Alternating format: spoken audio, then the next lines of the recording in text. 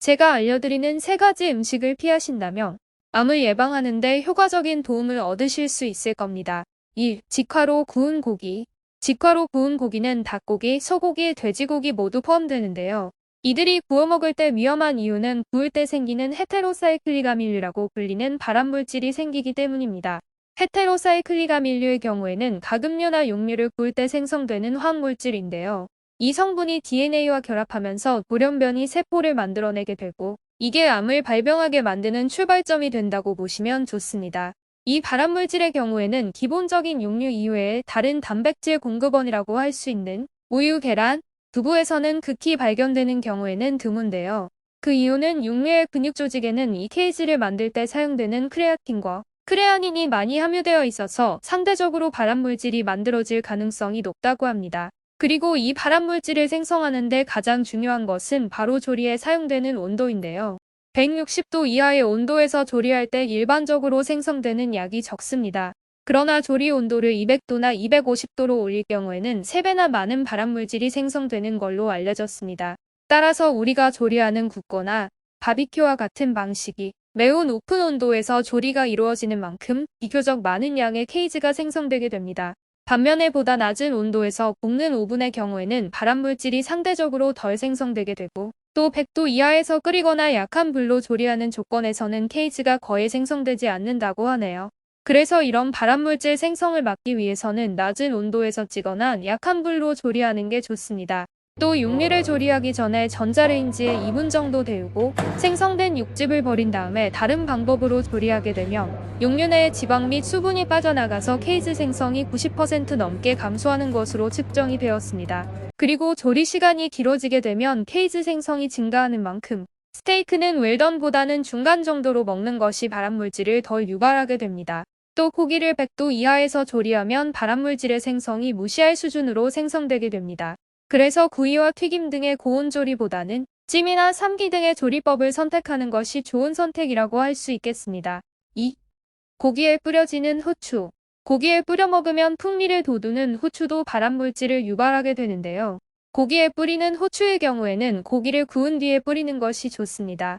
흔히들 고기를 굽기 전에 양념의 방식으로 후추를 뿌리시는데 이 경우에 유해물질인 아크릴아마이드 양이 증가할 수 있습니다.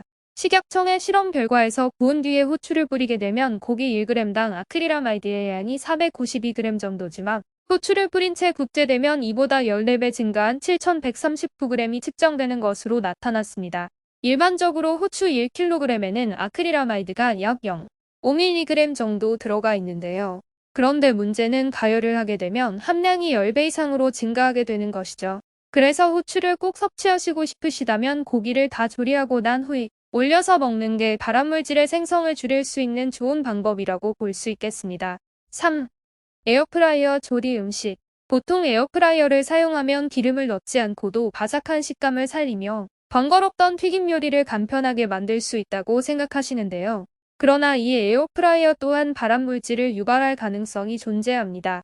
특히 에어프라이어를 이용한 감자튀김 혹은 토스트와 같이 탄수화물 함량이 높은 음식의 경우에는 주의를 가하시는 게 중요한데요. 탄수화물이 많은 음식을 고온에서 장기간 조리하게 되면 아크릴아마이드라는 물질이 생성될 가능성이 있기 때문입니다. 아크릴아마이드는 후추에서도 함유된 성분으로 세계보건기구 산하국제암연구소에서 인체발암 추적 물질로 분류한 성분입니다. 식품의약품안전처 식품의약품안전평가원 실험에 의하면 에어프라이어를 사용해서 식빵과 냉동 감자를 200 이상 고온에서 오래 조리할 경우 아크릴아마이드 생성량이 크게 증가했다고 합니다. 가정에서 에어프라이어로 감자튀김이나 식빵 등을 구울 때에는 황금빛 노란색이 될 때까지만 조리하는 것이 안전합니다. 특히 고온 조리하는 탄수화물의 양이 적을수록 아크릴아마이드 생성도 늘어나기 때문에 음식의 양이 적다면 장시간 조리하지 않도록 해야 합니다. 이처럼 단순히 기름을 안 쓴다고 해서 발암물질이 생기지 않게 되는 것은 아닙니다. 탄수화물 성질이 높은 음식의 경우에는 발암물질이 발생할 수 있는 만큼 각별한 주의가 필요합니다. 그런데 이렇게 구워 먹으면 안 좋은 음식도 있지만 구워 먹었을 때 더 효과를 볼 수 있는 음식도 있는데요. 구워 먹을 때 좋은 음식에 대해서 소개해 드리도록 하겠습니다. 1. 가지.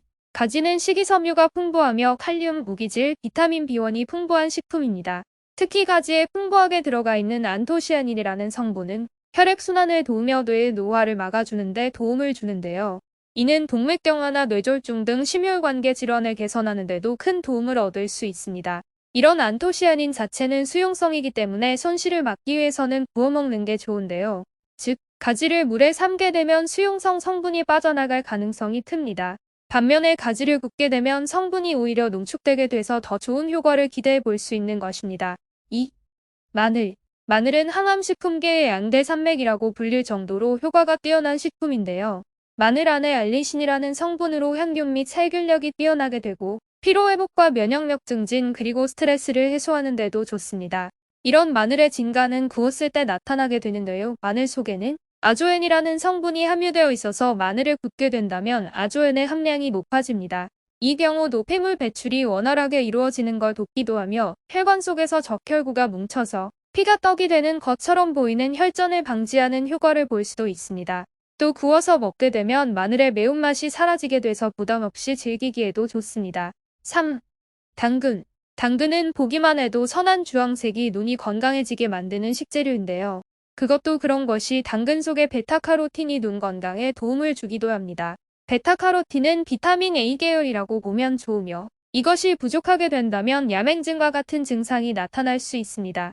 또한 베타카로틴은 눈 건강 외에도 항산화력이 있는 성분이기 때문에 노화 방지나 암 예방, 활성산소 제거와 같은 효능도 가지고 있습니다. 이런 베타카로틴은 지용성 성분이기 때문에 기름에 볶거나 구워서 먹는다면 생으로 먹었을 때보다 흡수율을 60% 이상이나 높일 수 있다고 하네요. 여러분은 오늘 영상을 통해서 구워 먹으면 좋지 않은 음식에 대해서 알게 되셨는데요. 다시 한번 정리해드리도록 하겠습니다. 1. 직화로 구워 먹는 육류. 2. 육류에 뿌려서 후추를 굽는 행위. 3. 에어프라이어를 장기간 고온으로 사용하는 행위. 이 세 가지는 좋지 않습니다. 반대로 가지나 마늘, 당근을 구워 먹으면 오히려 흡수율을 높일 수 있기에 추천드립니다. 영상 시청해주셔서 감사합니다.